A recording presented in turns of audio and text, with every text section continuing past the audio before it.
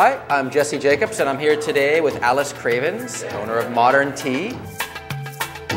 Maybe you can talk a little bit about your philosophy of food being a strong part of what you offer here, and what's important and why, and the challenges that you see.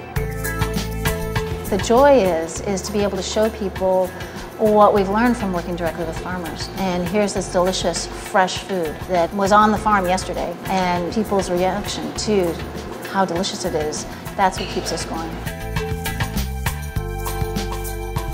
By showing kind of an American palate or a California palate with touches here and there, we felt the accessibility for what we do would be so much greater.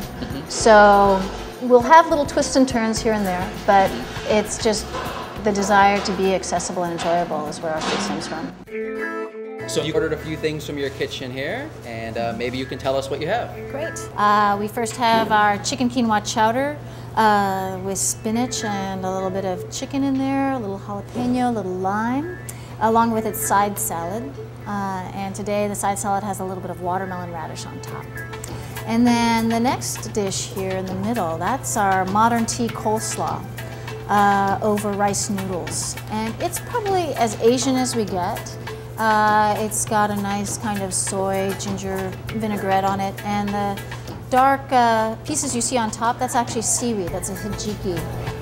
So it's a great combination. We have so many customers eat that and they say they just feel so good afterwards. It's wonderful.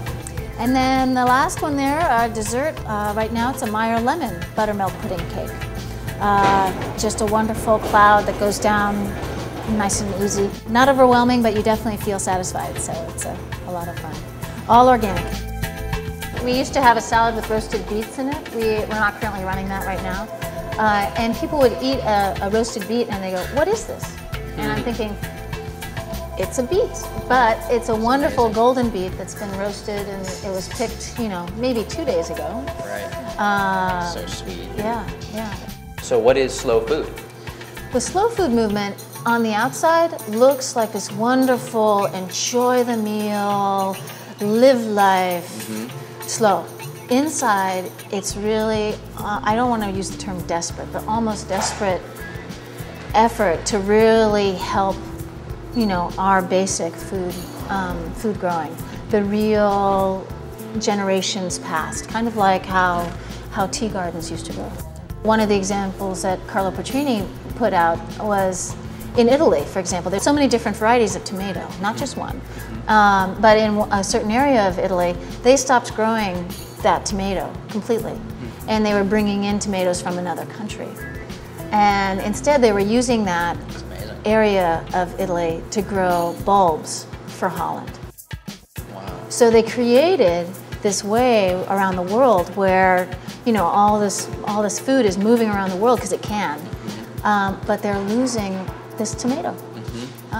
And so it's really trying to hold on to these wonderful varieties that we have and supporting the farmers that are wanting to sustain them.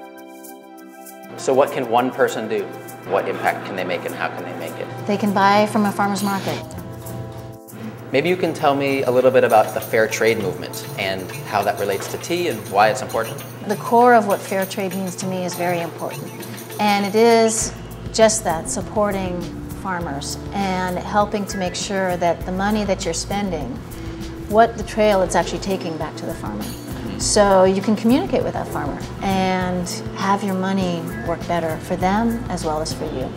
My understanding is it costs $30,000 to get certified for fair trade, up to that much. So there's so many different bodies involved that need to check off, that need the money. Right. And part of my thinking right now is, well, that's great, but I'd love to have the $30,000 go towards the farmer instead. Right.